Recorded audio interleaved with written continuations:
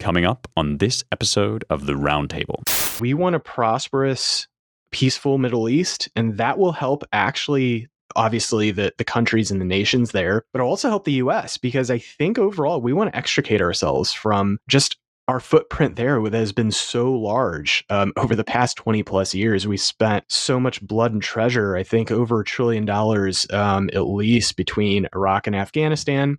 Soldiers, obviously, killed in action, limbs lost, that kind of thing too. So, I mean, these are serious things, and the US has done, we've sacrificed a lot. And I think what is happening now is, we have to shift. I think we have to shift toward China, to what they're doing, especially with Russia, kind of building a new bloc in Eastern Europe. And we really have to focus on what's happening there. And I think the Iran thing comes back in. If there's some new kind of axis between, say, Iran, China, and Russia, that is not going to be good. And that's not going to benefit the United States at all. So I think Trump may be preemptively trying to make sure that that doesn't happen.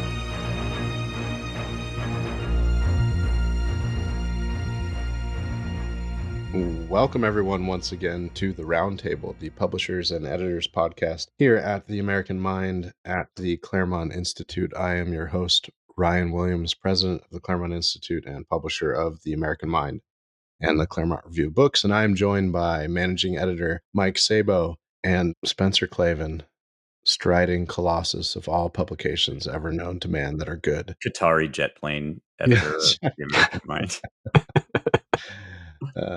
Middle Eastern Viceroy editor Spencer Klavan. Satrap editor, Sultanic editor. Even better. Yeah. We're in this type of mood because Trump is back in Riyadh, and once you go to Riyadh, you always want to go back, apparently. So Trump is on his Middle Eastern swing with stops in UAE and elsewhere, but he was first in Saudi Arabia. Some of you may have seen coverage about this. Delivered a foreign policy speech of sorts. And we wanted to compare and contrast a bit the last time he was in Riyadh. So the first Riyadh speech had some of the same themes, which was, let's move forward together in prosperity and peace. But that speech, of course, was in a bit of a different context in terms of things going on in the Middle East with ISIS and all the rest. So Trump was admonishing his hosts and the larger region to quit exporting terror and to step more firmly into the company of modern nations and become prosperous together and tamp down on extremism. Although he did voice some themes that emerged in the second one as well, which was a general aversion to past neoconservative practice in the Middle East and foregrounding, I should say, of nationalism and the individual characters of nations and peoples, and trying to step away, as he has been throughout both his presidencies, from a more utopian, and for lack of a better term, we'll get into this a little bit later, neoconservative approach to these things. We should say that our friend Mike Anton, at least on the first speech, worked on it a bit. The main author was the big speechwriting team, and then Stephen Miller, who had a hand in all these things, as ever. This second speech has been causing some consternation on parts of the old right, and let's just run through some top-line takeaways and some notable pieces of it. He referenced his last speech. Exactly 8 years ago this month, I stood in this very room and looked forward to a future in which the nations of this region would drive out the forces of terrorism and extremism and take your place among the proudest, most prosperous, most successful nations anywhere in the world as leaders of a modern and rising Middle East, exporting technology, not terrorism. People of different nations, religions, and creeds are building cities together, not bombing each other out of existence. And then here's some of the digs at a certain faction of foreign policy on, I would say on the right, but really on the center left as well. This great transformation has not come from Western interventionists giving you lectures on how to live or how to govern your own affairs. No, the gleaming marvels of Riyadh and Abu Dhabi were not created by the so-called nation builders, neocons, or liberal nonprofits. there's a stab at everybody. Like those who spent trillions failing to develop Kabul and Baghdad, so many other cities. Instead, the birth of a modern Middle East has been brought about by the people of the region themselves, developing your own sovereign countries, pursuing your own unique visions, and charting your own destinies.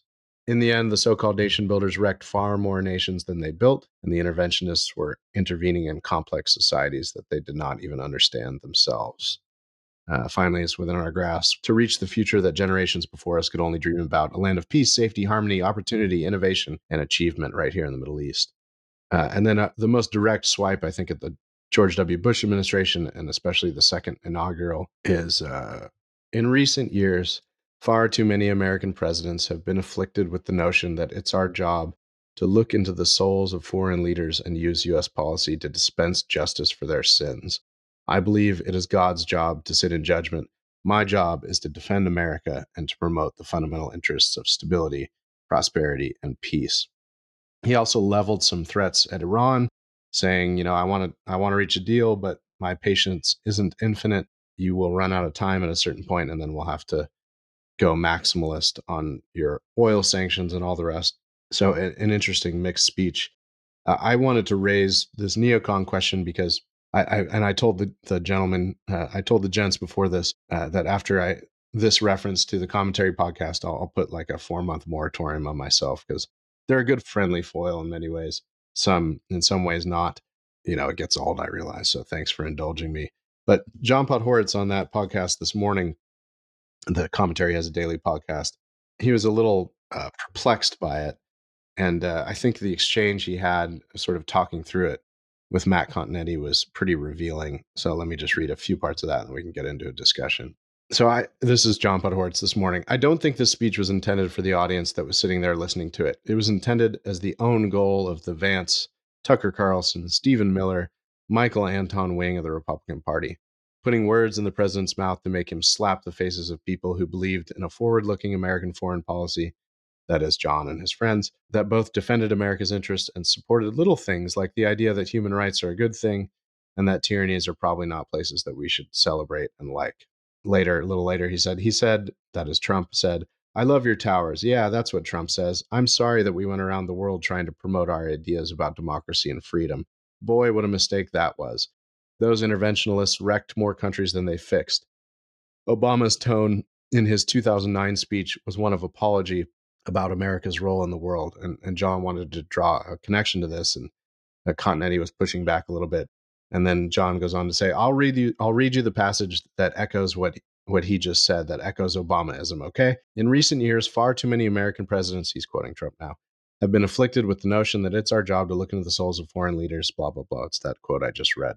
My job is to defend America and to promote the fundamental interest of stability, prosperity, and peace. This is Podhoretz now. What word is missing from this passage? Freedom.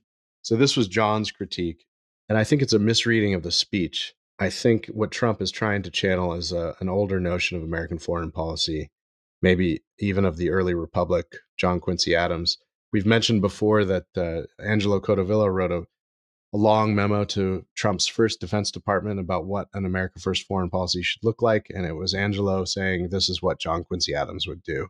I think a lot of that administration and the folks in the Defense Department and the State Department have taken that to heart. Some of them were students of it even before Angelo wrote that memo, like our friend Mike Anton, who's now director of policy planning at the State Department. And so Trump was not there to downplay the importance of freedom, but rather to understand that the way you might get productive things done abroad when you're conducting diplomacy is not to hector and lecture your audiences and try to reform their societies.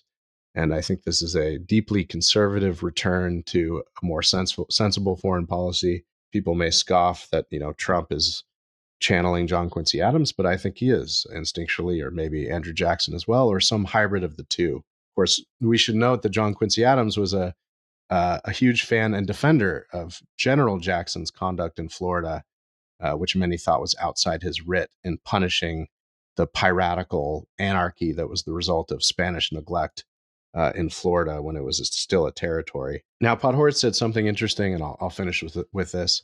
He said, Trump's caricature of the neocons is not fair. He said, neocons don't really have a cohesive foreign policy. Really what Trump's arguing against is Bush's second inaugural, which I've referenced already. And that was written by Michael Gerson, and it was kind of a millenarian evangelical turn.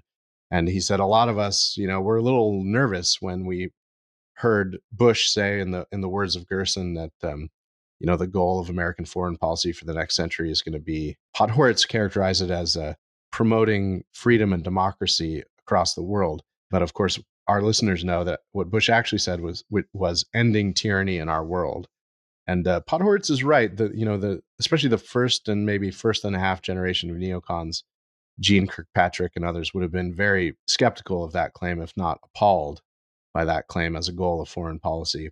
Gene Kirkpatrick famously defended occasionally, doing business with dictators in her famous essay, Dictators and Double Standards. But I think from Claremont's point of view, and this is me just channeling Angelo, and we've done this many times before, the sort of implicit historicism and managerialism and progressivism of our bipartisan foreign policy establishment since the turn of the 20th century is what needs to be critiqued and overturned.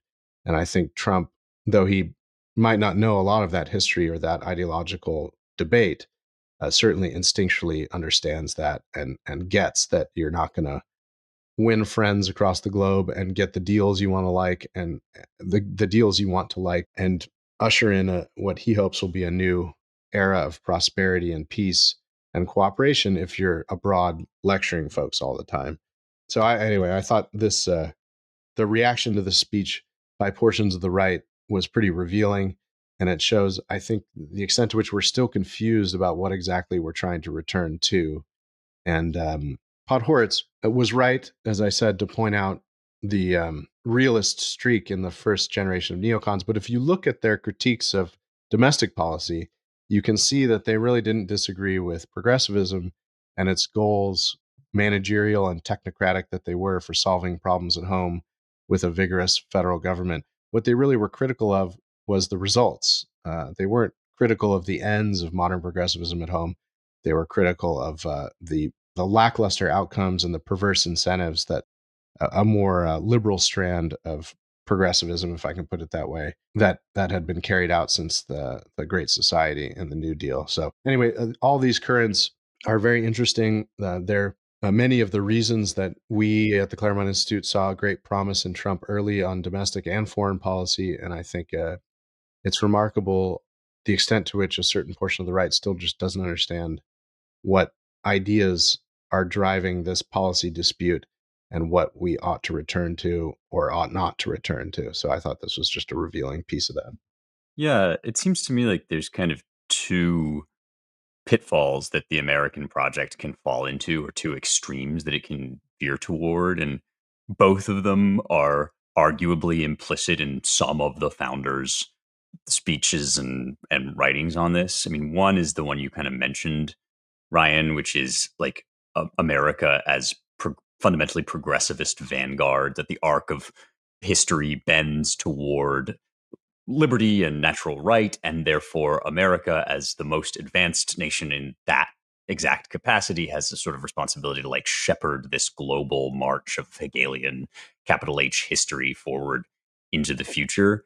And the obvious answer to that is, in point of fact, the world is full of a bunch of different cultures and countries, and there is a whole variety of different regimes out there, some good, some bad, some kind of just very, very different from ours. And if you try to force them into this like pre-made American box that comes out of our specific history, then you end up with disaster and foolishness. And then the opposite, kind of like the Charybdis to that Scylla, which I think the Podhoretz types or the Bush 2 types are most worried about, is to react to that by saying, well, it just doesn't matter, to be kind of a relativist about other countries, and all regimes are simply actors for us to deal with, and we don't need to make any moral distinctions between them one way or another. And it does seem like the founders, you get a Jefferson who is pretty bought into, for example, the French Revolution and this idea that a great spirit of liberty is kind of sweeping the world. And there's passages in Tocqueville that could be read that way. But also, there are passages in the Founders that make it clear that they did believe, given time and freedom to kind of work out these natural, absolute, universal principles, all peoples would ultimately see their self-evidence in however many generations, but they would have their own kind of organic route to it, what they call a Sonderweg, I think, like this uniquely Russian path to liberty, or the uniquely German path, or whatever. And so it's not as if those possibilities aren't there. It's not as if some of the founders couldn't be like taken out of context or accused of kind of listing in these various directions. But also there's this kind of fusion of the two of those realities, which can both be true at once. It can both be true that American liberty represents a kind of universal or eternal truth, and that every nation has to kind of get there on its own terms and in its own way. I mean, ancient idea from Herodotus that custom is king, right? And you're going to have to like take that into account. And to me, at least, not in any way being an expert in this whole field, the point of the John Quincy Adams stuff is that he sort of represents the fusion of these two, the middle ground, the golden mean between these two things, right? I mean, he's got that famous quote from the speech to the House of Representatives about America goes not abroad in search of monsters to destroy. But I actually really like the next couple lines where he says, "She is the well-wisher to the freedom and independence of all. She is the champion and vindicator only of her own," which you could read as being like America first, but everybody else next, or something. America first, but that doesn't mean we have no interest in anybody else's welfare and well-being. And as always, Trump, in his like bull in a china shop kind of lumbering way, doesn't speak in these elevated terms, but he also has these, to me, very directionally correct instincts, and he feels his way out to something like this synthesis. So none of that gives me much of a pause or problem. It does seem, as Gandalf would say, that our list of allies grows thin, in that if Vance is out here basically saying like Europe is no longer the partner, the natural partner to America that it once was, we sort of are waiting for you to get back on track, but until then we have to look out for our own. And then if your only alternatives are like these kind of Islamist regimes, many of them barbarous in the extreme, where we found in Afghanistan that like this isn't an equal, this isn't a fitting partner for us either, then there's a very narrow sort of Scylla and Charybdis path to be traveling. But I do think we get so, I don't know, bound in this whole neocon interventionist thing that everybody kind of like, we're falling into a lot of those traps, these extreme traps, kind of all around. And I don't know, I sort of like Trump on this. I like that he is instinctively in that John Quincy Adams like middle way. No, I agree. I'm definitely a fan of just what Trump said, in 2017. I think that was his first major state visit overseas. And then, back again just yesterday with a speech that talked about some of the same themes. Obviously, things are a little bit different now. His rhetoric on Iran was really interesting, especially what's been going on with Israel. And, are we going to join in attacks on Iranian, nuclear sites, that kind of thing this summer?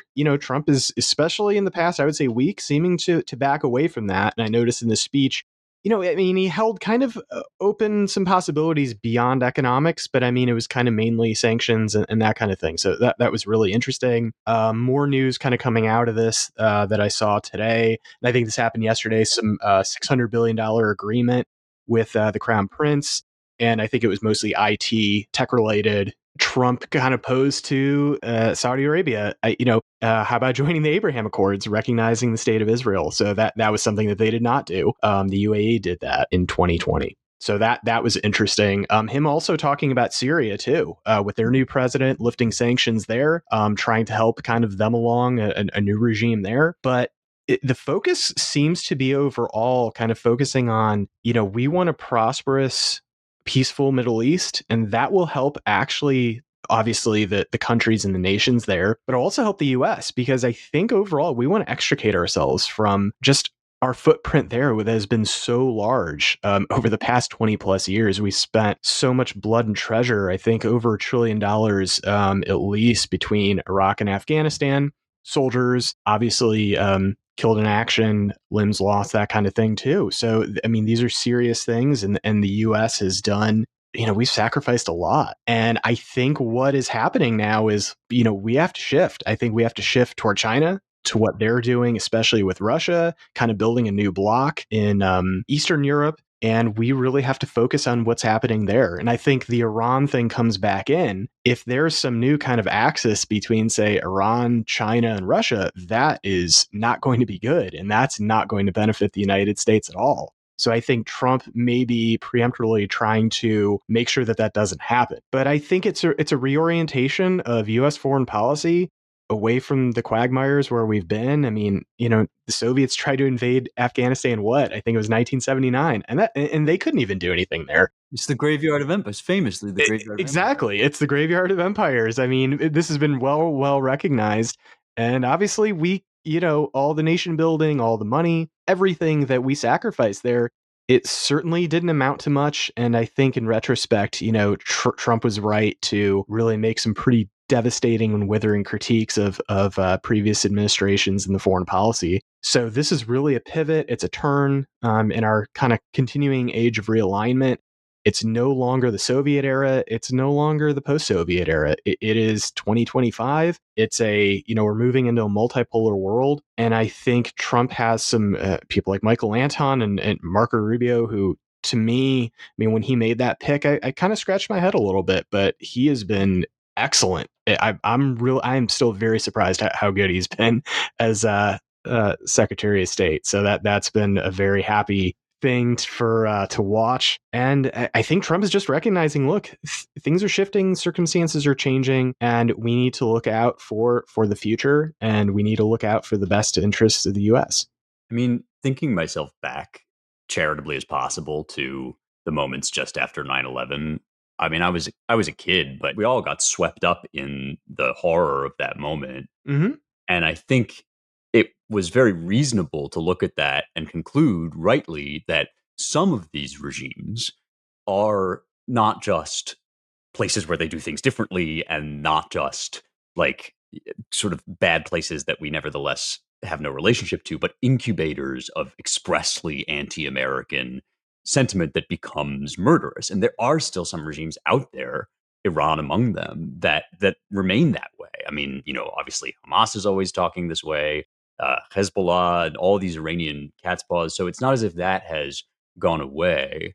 It's that, again, quite understandably, that observation and trying to deal with it did seem to slide into, and therefore the world is only safe, America is only safe once every country everywhere has a liberal democracy. And that's just never going to happen. So you kind of have to balance those two things at once, because it's funny, this graveyard of empires thing, we found it out multiple times in the modern era. I've been teaching a class on Roman history, so this is just fresh in my mind lately. Like the Parthians were like this for the Romans. It was Parthia that first Crassus failed to conquer, and then, like one after another would-be Roman conqueror was brought low. It was a major factor in who ended up coming out on top of the civil wars. This is what Mark Antony was trying to clean up when he got one-shotted by Octavian, and then back up even further to like the beginning of recorded human civilization with Ur and Uruk and Sumer and Akkad and all these really genuinely ancient empires. And you realize this region has basically always been a battleground of competing fiefdoms that just seems to be locked really deep into the history. My dad went over to Afghanistan when they were in the war and to do some reporting, and found a town where I think like they had been fighting over the theft of a goat and the rape of a sister that nobody could remember. It was in legendary prehistory. So this is something that, on the one hand, all of that is real. And so you have to kind of contend with all of that. Also, and this too has ancient historical roots, there's this little postage stamp of a nation in the middle of that entire disaster called Israel, which is an actual US ally, an actual Western style nation. You have to like contend with that as well. And like from a realist perspective, in America's interest to be on Israel's side, I think. And so like all of that is obviously delicate. It's a cluster. It's hard to think that there's a perfect solution to it. But one thing we seem to have learned ain't gonna work is this like steamroller objective where you just have a cookie cutter, one size fits all. Like America is only safe when the world is a one giant happy patchwork of democracies. And this, for my money, was Cotavilla's great insight: was you have to know what victory looks like. And if the only thing you can say about what victory looks like is that now, like the millennium has arrived, and we're all kind of in a perfect, harmonious, democratic situation, it's a little bit of a caricature. But like, what was victory for the Iraq and Afghanistan wars, if not that?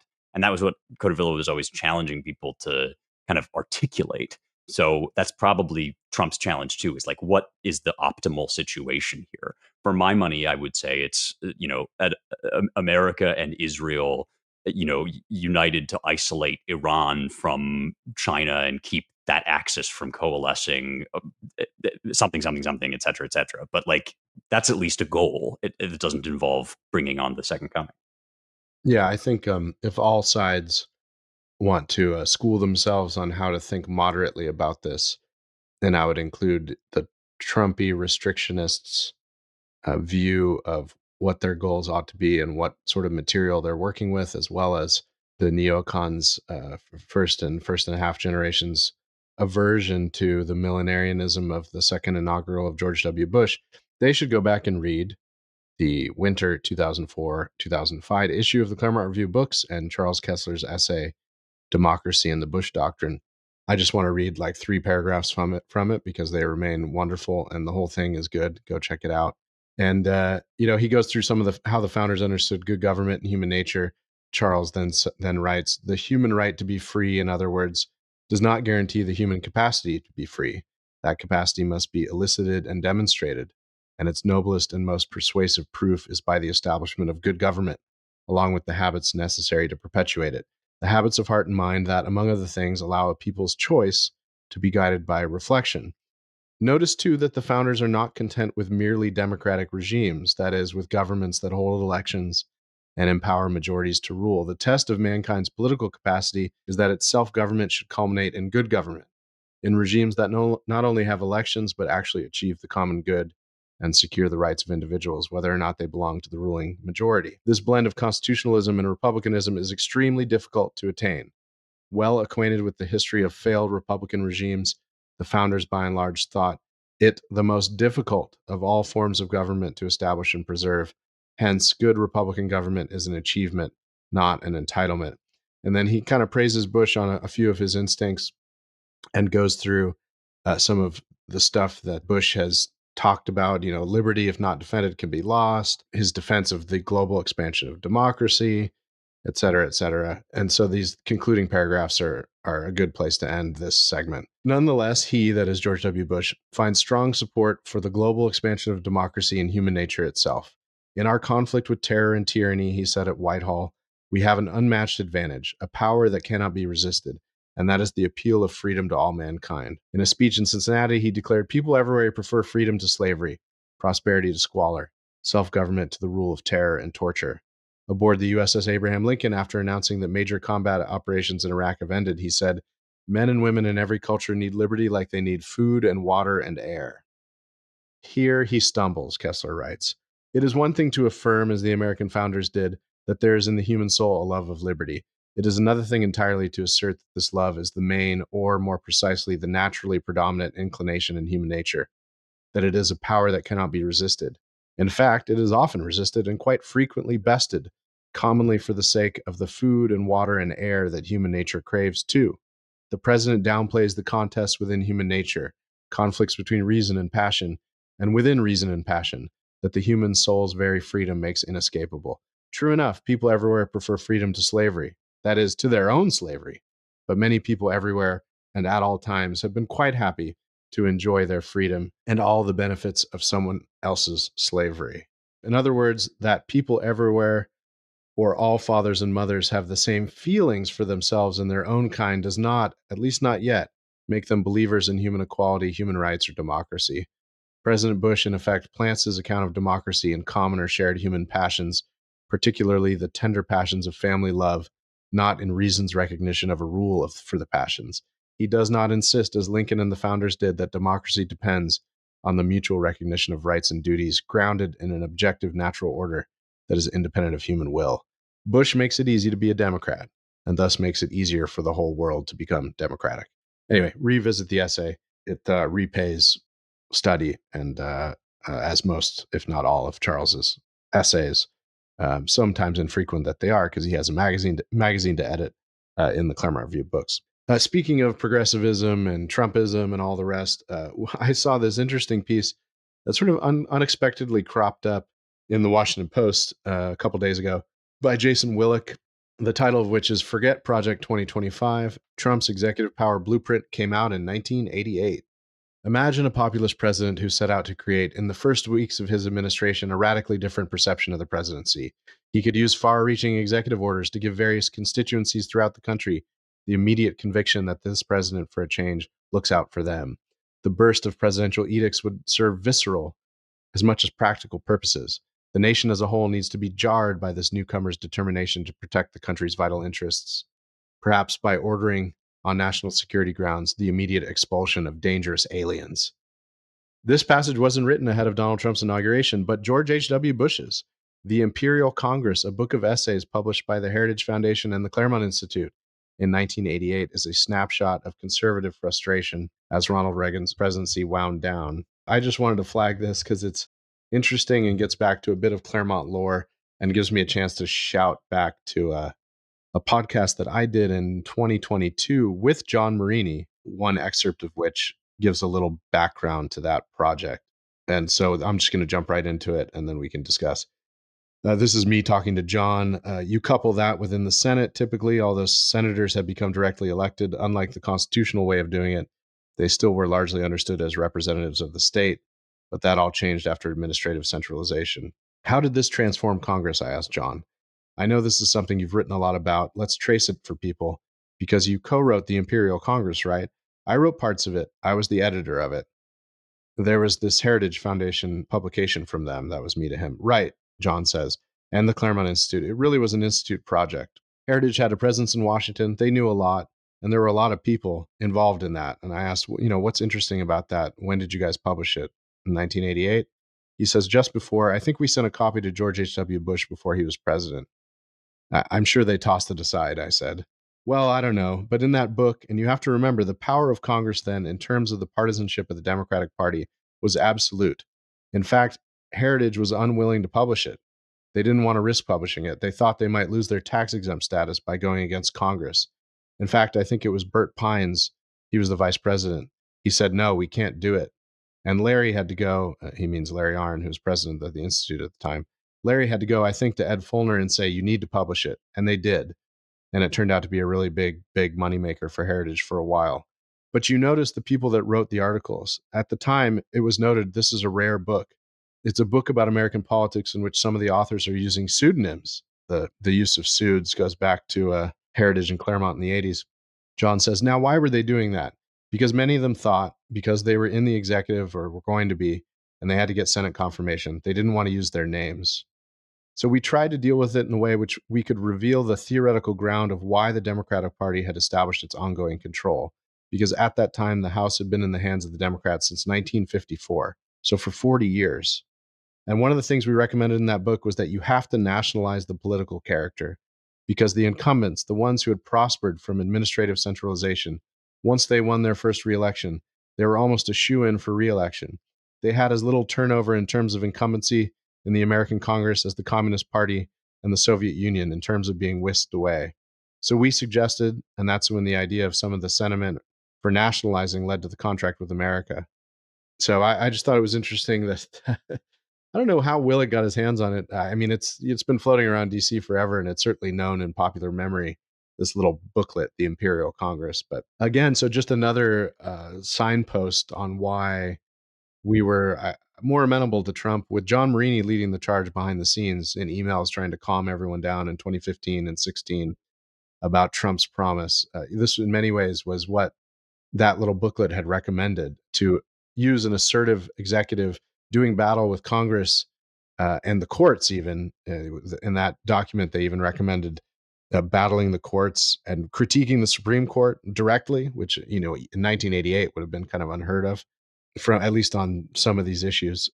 Fine to criticize the court on Warren Court sort of progressivism, but on executive power in the administrative state, that was a novel approach.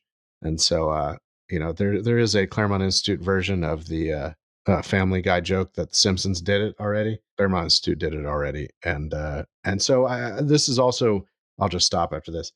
This is also another rebuttal to many of our critics that think we somehow have betrayed our principles in our turn towards positive opinion about the promise of Trump and Trumpism and nationalism and populism. In many ways, this tracks quite well with some of our policy writings rooted in our view of American political principles and the founding and the collapse of the separation of powers with the rise of the administrative state and the bureaucracy. So we came by it honestly. It wasn't just for fame and glory and somehow Trump toadyism. Right. I mean, I think we've been talking about this, like you said, Ryan, for a really long time, especially the presidency of that time. I mean, really, ever since you go back to Humphrey's executor, 1935. I mean, it's been weakened. The agencies, so-called independent, the departments under his control. I mean, the president's control has really been severed in many ways. And Congress's control, especially at that time, Marini, I think, specifically talks about the power of subcommittee chairmen.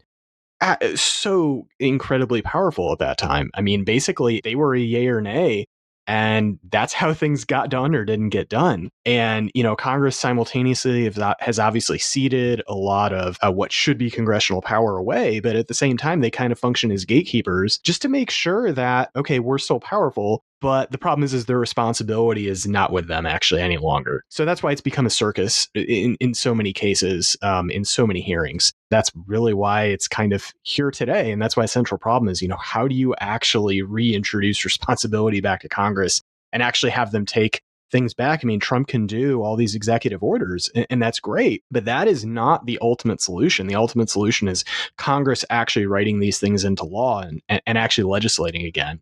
So this problem has been around for a very long time, and this is why the Claremont Institute is still around to help solve this problem, really, of kind of the corruption of American constitutionalism. And just one thing about this piece, I mean, just as an editor, this Washington Post piece, I thought was absolutely hilarious. I mean, it's this sentence.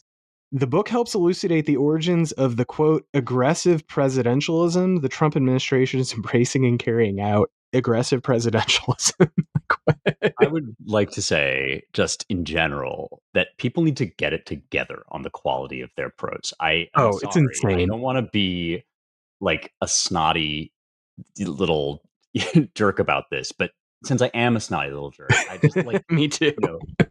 Mike, you and me, it's like that quote. I think it's is it Teddy Roosevelt who said like the man of character stands between his family and chaos, taking the buffets of outrageous fortune or whatever. I'm totally angling that, but you get the idea. It's like après moi le déluge. There is just an insane amount of copy getting past people's eyes into major publications. This is not a political point at all. I don't care what your views are on the graveyard of empire or American foreign policy, but like put your commas where the commas go and the M dashes where the M dashes go. Anyway, rant over. Yeah, what I really want to do, I need to talk to Kevin Roberts about this, and I forget who the publisher of that little brief booklet was, but we should republish it with the new introduction. Totally. Marini, I mean, John, has been writing about a lot of this stuff in very high-toned ways and academic ways for a long time, and has been a keen observer of the problem of the administrative state and the presidency and the way that modern Congress does business, really since, I mean, he tells the story of him and another old Claremont scholar who died too young, unfortunately, John Wettergreen, and Ed Erler, all being at graduate school at San Jose State University, a little hotbed of Straussianism, before they all came down to Claremont during the Nixon impeachment, and them smelling a total rat during that whole thing. I think I've mentioned that before. And Marini is now basically retired and takes long walks in the mountains up in Reno in the beautiful Eastern Sierras, but we need to get him to come out of retirement to update a nice intro for that pamphlet. It would be good. I'm seeing a line of deluxe editions, beautifully designed by Beck and Stone, our friends that help us with this stuff. We got to do it. Got to make it happen. Yeah. It's a good time. The time is ripe. Yeah, that's right. This is turning into an all Claremont episode. So I want to talk about Birthright Citizenship to close this out. There you go. Oh yeah, just a change of pace to something a little bit more out of our wheelhouse. Oh wait, yeah, that's right. So we record these on Wednesday usually, so it will drop tomorrow, Thursday, which is the same day as oral arguments for the Birthright Citizenship case, Donald Trump et al. Versus State of New Jersey et al. Our own John Eastman will be in the audience at the court, and I think is going to write something up on it for us for the American Mind. So keep an eye out for that. But they're taking up a narrower question, which is the Trump administration is arguing that these cases growing out of a few regions of the United States, including the West, the Northwest, and parts of the Northeast, Washington, Oregon, New Jersey, and a few of these district court orders, basically pausing the policy across the entire United States. The Trump administration would like the court to basically overturn the flagrant of late, that is, since the first Trump administration, especially, use of universal injunctions out of district courts in different regions. So the narrow legal question is the Trump administration would like the court to allow them to proceed where they have not been enjoined, and basically to confine those district court opinions to their districts. But we filed a brief in that case. That is the Center for Constitutional Jurisprudence, John Eastman and his young colleague Alex, former student of his, who basically run the center for us. We filed a brief urging them to take up the larger question, because the longer they let this fester, the more uncertainty it creates. And, the time is now, basically. The New York Times actually did a piece today sort of profiling John and our role in this argument. That is John Eastman. I say John Eastman because another John, our friend John Yoo, is quoted in it hilariously, as usual. So John Yoo disagrees with our interpretation of birthright citizenship. He takes the more standard conservative lawyer's view that it's basically settled. It has been since the late 19th century in the case Wong Kim Ark. And John Yoo in this article is quoted as saying, "They've been pushing it for decades," said John Yoo, a law professor at the University of California, Berkeley School of Law and a top lawyer in the George W. Bush administration. "It was thought to be a wacky idea that only political philosophers would buy. They finally got a president who agrees." And the title of this piece, for those interesting, is "At Supreme Court, a once fringe birthright citizenship theory takes the spotlight." And I've been interested in how the kind of general narrative on the center right and all of the left and even right is that, of course, birthright citizenship was enshrined by the 14th Amendment. We've been over this before on this podcast. What are you guys talking about? This is what makes America exceptional. Really, only Canada and America grant this sort of right. That is, if you're born on U.S. soil, then you're automatically a citizen, except for these narrow areas of exclusion. And I'll just quote one other thing from John Yoo, or really from the article's writer quoting Yoo. "For years afterward, Mr. Eastman and Mr. Yoo publicly debated the issue, with Mr. Eastman arguing his theory that birthright citizenship was not in the Constitution, and Mr. Yoo arguing it was. For much of that time, the debate felt abstract," Mr. Yoo said, "of interest mostly to legal scholars. Never has an abstract idea had such enormous policy effects," he said. "It's like it almost jumped from the law review articles to the White House." And we should name, as we have here before, of course, not just Eastman, but really the first person from Claremont to write about this was Ed Erler, not a lawyer, but a deep student of constitutional law. And sort of going back and looking through the arguments around the ratification of the 14th Amendment and trying to get at this question of what the 14th Amendment precisely means on this new national citizenship clause, which grew out of the problem of slavery and what to do with newly freed slaves, but transcended that because it has pretty general language. And then I'll just one final footnote. I think Trump first got view of this not from Eastman or Erler, but from Mike Anton writing in the Washington Post. So the Washington Post wanted, after Mike got out of the first Trump administration, had the notion that maybe they'd try out some new conservative columnists, and they tried Mike first. And he wrote two pieces before they said, "No, thank you." One of which was basically an argument that we've had enough immigration. It's time to take a long pause. why do we need more immigrants anyway was sort of the main thrust of the argument, although Mike had, as he always does, more principled and interesting policy reasons for advancing that. And then his second one was a birthright citizenship piece saying it's actually not demanded by the 14th Amendment. This caused a firestorm, especially on the left and even parts of the right. And that's, I think, when Trump first saw it. And the rest is history. This birthright citizenship executive order was contemplated in the first administration, but never dropped, meaning never dropped into actual official existence. But it was led right out of the gate by Trump in this second administration. So that's where we've been. That's where we are. Our argument has always been that a kind of common sense reading of both the language of the 14th Amendment in the context of what it was, how it was discussed and then ratified is relevant here. And it was obviously never meant to immediately enfranchise interlopers on U.S. soil, including illegal immigrants having babies, because that would have violated a fundamental precept of American constitutionalism, which was not only the equality principle, that is equality of rights, but also consent, which meant that your political community had to consent to the entrant of new members to it. And it seems like birth tourism and illegal immigration couldn't be a vehicle for automatic citizenship upon having children. So anyway, it's one to watch. As I said, look out for Eastman's report from the court. I suspect that the court will not take up the bigger question. It is a Roberts-led court after all, and I don't know if the votes are quite there to overrule him on the right. It would have to be everybody but Roberts, 6-3, GOP appointees to Democratic appointees as it is. So I suspect Roberts will want to decide the narrower question, which he may decide correctly. Maybe we will get a little bit of a pulling of the reins on this universal injunction business, but I suspect they will kick the can down the road to decide the larger question. But I just want to say it's another example of the power of ideas and scholarship, which is a big part of our business at the Claremont Institute. Maybe it won't have an immediate effect, but if you lay the predicates for it, it can eventually have a big effect. Then finally, one last data point. It's become less and less fringe from, there were a couple left-wing law professors or center-left law professors, I think from NYU, maybe one other place, who wrote a letter to the editor in the Wall Street Journal saying, this is not as cut and dried as everyone wants to think. It's actually pretty ambiguous whether the 14th Amendment grants automatic citizenship to the children of illegals.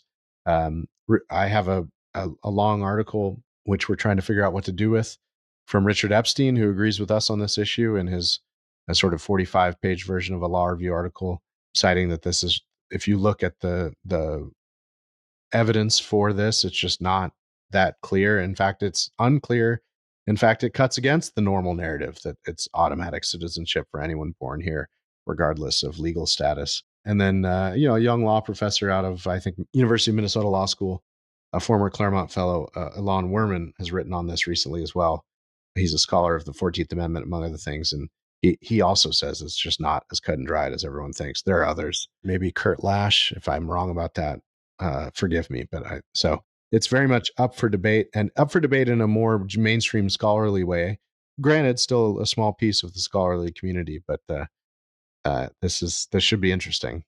You know what's funny to me is that the same people who are so enthusiastic about the living Constitution are also the people who freak out when you suggest that maybe certain precedents were wrongly decided and can be changed by a future court. This is not John Yoo, by the way. John Yoo is neither of those things. But referring to the kind of New York Times comment section people that you were alluding to earlier, Ryan, it's like these are the people who think that the Constitution basically means whatever the judges say it means. But once they say what they want it to say to mean, then that is forever inscribed in stone as settled law. I mean, you obviously saw this with the abortion issue with Roe v. Wade, that there was somehow a sacred precedent that could never be overturned, as if it had been like pronounced from on high at the moment of the signing of the Declaration. And they were suddenly shocked to discover that you can just have another court case and decide that that was the wrong decision and go back into a better way of doing things. And it does seem like I have no idea what the court's going to decide on this. Ryan, your prediction sounds plausible to me. I think it's another one of these areas where the maximalist theoretical argument might not be the most politically helpful for Trump, leaving aside its intellectual virtues. kids always aggravate people's emotions, and the kids in cages was a major weapon for the left in the last administration, even though it's plainly clear that you shouldn't just, it doesn't make any sort of common sense that you should be able to come into this country however you want and then have an anchor baby and get to stay. But even putting all that aside, the whole reason that's such a successful tactic for people that want unlimited immigration is because then you end up having to like pull kids out of school and do all of these disaster scenarios ensue. So that's one reason why, even if Trump and co could push for a more sweeping kind of argument, they, I think, may decide not to, and that might be to their advantage. But just on the larger question of like, is this, one of our cherished American absolutes, and to violate it would be to stab a knife in the heart of the Statue of Liberty and abandon everything we hold dear. Like, that is an attitude that is typically associated with people like us, with the Claremont Institute and people who are really into the founding and the Constitution as the law of the land. But in fact, at the moment, it's mostly these like particular court cases that the progressive left loves so dearly that they can't even bear to open reasoned discussion and debate on it. I find that kind of telling, whatever else ensues with this decision. Yeah, I mean, the left is just continues their view of the Supreme Court kind of as this kind of rolling constitutional convention. But, for them to actually acknowledge it, it obviously has to comport with their views. The justices have to decide in that way. So, this is just, I mean, pretty basic politics at the end of the day. The progressives want to see progressive views anchored in the Constitution, whether it's a living document, dead, whatever, it doesn't even matter. Any kind of constitutional interpretation at the end of the day, I mean, it's just all about their views must be the right views, because I think Jon Stewart said this once, liberalism, the left, I mean, that is reality, right? I mean, there are no other views on this. It was kind of amusing just seeing in this New York Times story, just even how when Trump was speaking with Bill O'Reilly, it was August 2015, I mean, O'Reilly was just like totally perplexed, couldn't believe that Trump was saying that children who are born here may not actually be automatically citizens. O'Reilly just said, I can quote it. Do you want me to quote you the amendment? Acting like that's all you needed to do. Fortunately, we've come a long way. I remember with Michael Anton, some of those arguments. I mean, you saw some people on the right who now are, I think, extremely solid on this question. Obviously, I'm for the Eastman view. John Hughes, a great scholar. I think he's wrong about this, but I think you've seen some people, scholars, so forth, definitely come, I think, in the Claremont direction. It'll be interesting to see what happens with the Supreme Court. I agree too with Ryan's assessment. I think Roberts is some kind of Burkean conservative institutionalist. I think those things, and they're understandable. Him as Chief Justice, I understand that, but I think that they betray him sometimes. So I could see this be a little bit more limited than what we would like. But these are, important key questions. They go to the heart of what citizenship is. And one last thing. So not only, hopefully, will John Eastman, his report on what he heard be published at the American Mind tomorrow, we'll be publishing another excerpt, actually an excerpt from Ed Erler, a new revised version of his book, The United States in Crisis, that will be coming out from Counter Books. I think that's going to be published on the 29th. And so we'll be having another excerpt. I think this one's going to be focusing on, he's going after Judge Ho, who is also with John Yoo. He's on the other side of that question. So Erler just kind of, patiently kind of walks through in his way and shows where he thinks that the judge is wrong on this question. So that'll be coming up tomorrow at the American Mind. Yeah, interestingly, Jim Ho and John Yoo, both former Clarence Thomas clerks. And I think their former boss is on the other side of this issue. So yeah, it'll be interesting to see what everyone has to say about it. We should, we forgot to just flag for our audience. I mean, I was going to do it at the end of our first segment and say one area actually where we agree with the Commentary Podcast is the silliness of this Qatar airplane gift to President Trump to the library. I mean, you can understand why Trump is like, what? They're going to give me a free plane. Why shouldn't I take it? Boeing's taking forever with the new Air Force One. Come on, let's do it. I think Mike and Spencer and I have talked about this. We don't need to dwell on it much, but it just Can I seems just say like, with this, I want a button that I can press that will just deliver one short sharp smack to the back of Donald Trump's head. You never want to discount the possibility that he's like joking or that he's floating some trial balloon. I mean, it's like not the sort of thing that you want to light your hair on fire about or call a constitutional crisis over. But he does go off on these jags sometimes that are completely out of pocket. And this is one, I mean, obviously we can't have a Qatari airplane in Air Force One that the president gets to use personally after he leaves office. So it's hard in the environment where everything Trump does is cause for like self-immolation, according to his enemies, to actually soberly address things like this. But I would like to propose the short, sharp smack button that we can just press whenever we want to be like, come on, snap out of it. Yeah, it's just going to cause him trouble he doesn't need. And that damage is maybe already done. But if he just said, "All right, fine, yeah, it was a nice idea," would have been better than waiting for the Boeing plane. But I guess we got to wait.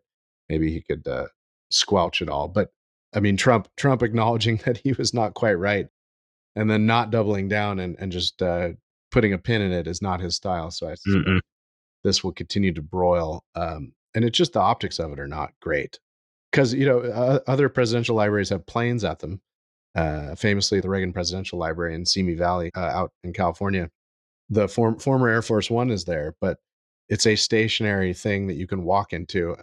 He didn't fly it after he was out of office or use it, and it certainly wasn't gifted to him by a foreign government. So the precedents are not good. It will just be unnecessary fodder for Democratic impeachment hearings. I mean, if they take the House, they'll impeach him no matter what, obviously.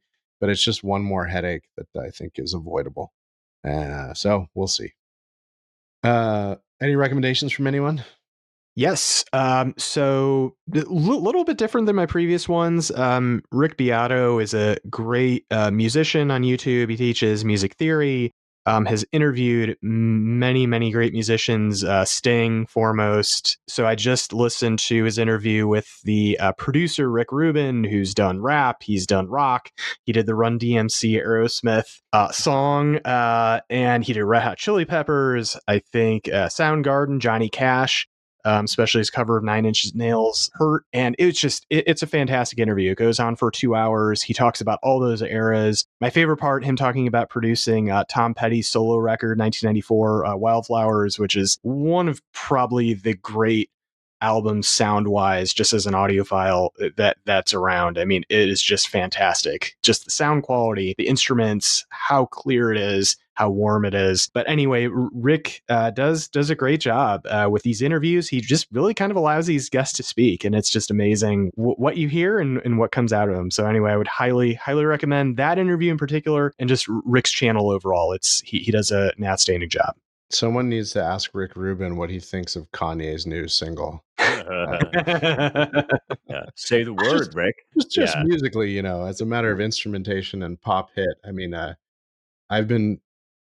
we're in like a very weird time for this sort of thing, because Kanye, for those who've been living under a rock, released this very controversial, charitably put kind of allegory about his life and his persecution. But the chorus, offensive as it is lyrically, is very memeable. And so there's been a proliferation, especially in AI, in our new AI age, of like variations on it. There's like a Motown version. There's a honky tonk version of it. It's just, they're spreading like wildfire, despite the fact that I think, except for on Rumble, has basically been banned by all streaming services.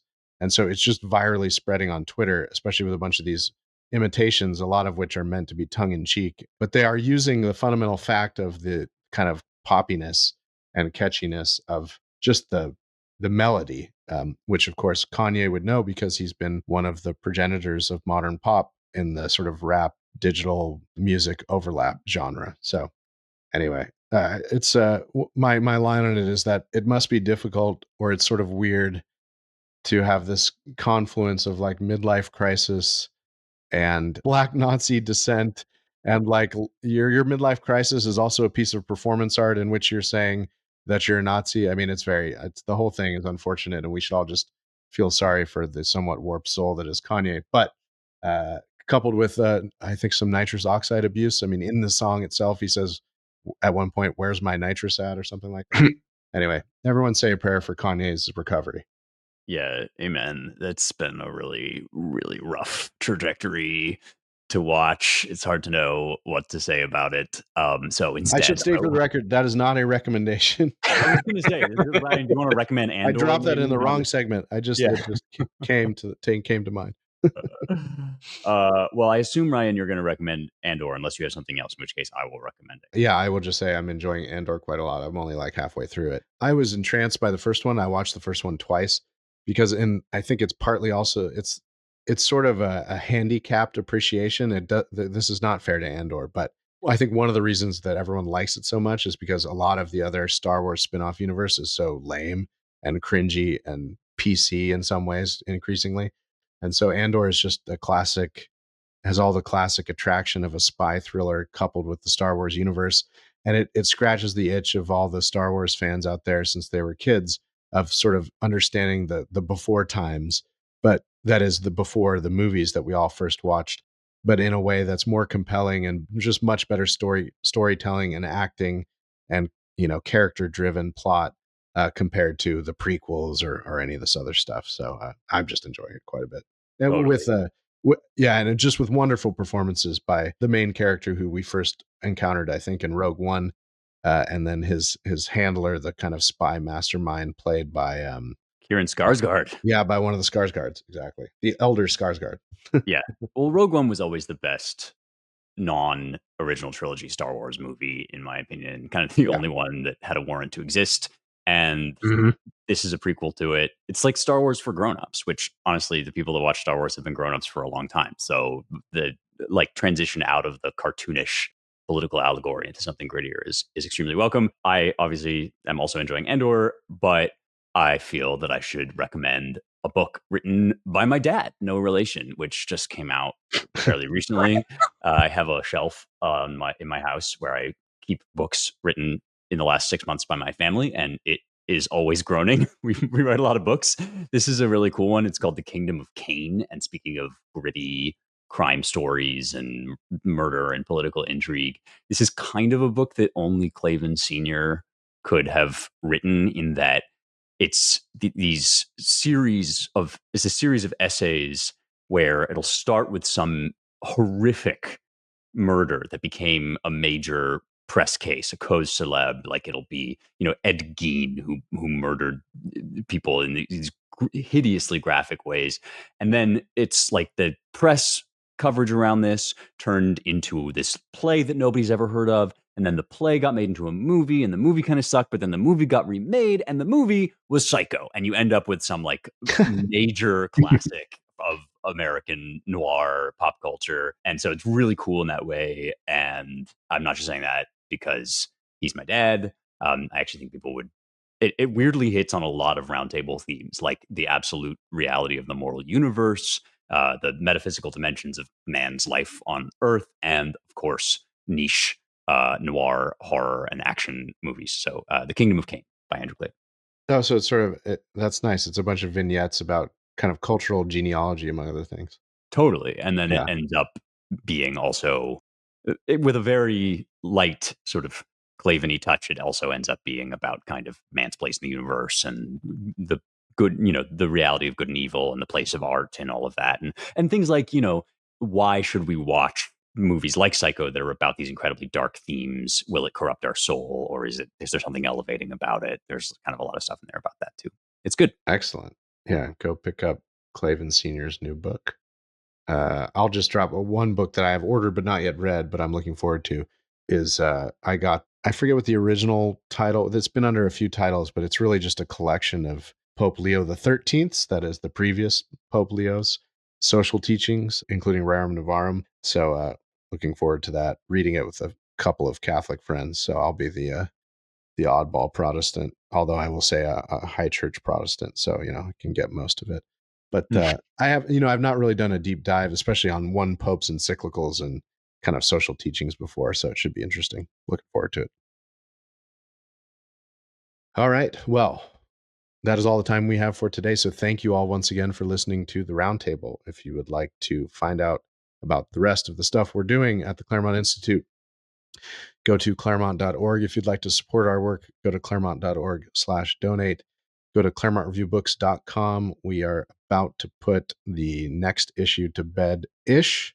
A few pieces still to edit. We're reading through pages, I think, on Thursday. That is tomorrow. So keep an eye out for that in the coming few weeks. Go to AmericanMind.org as always for the latest. I'll flag just this. If you're interested in the stuff on the Middle East, we have a piece, a sort of third piece from Ron Dodson in response to a critique of one of his previous pieces, where he talks about what the containment of Iran strategy should be in the Middle East and how it should help us deal with China. So go check that out. Go rate and subscribe to the podcast. Spread message of its good news to all your friends. And thank you, as always, to the production and engineering crew, the brothers G, Ryan, and Jake Gannon. Ryan, who will be a new Texan, or already is almost, moving out here from California with all his stuff. So we're getting closer and closer to the tease you had from the other week of actually having a vidcast proper as soon as we get the office here in Texas better set up and have a studio. And Mike will be broadcasting from his basement with some awesome green screen behind him. Anyway, it'll be fun, but I'll quit teasing it because it is just a tease for now. You'll just see it when you see it, I guess. Thank you all for listening, and we will talk to you next week.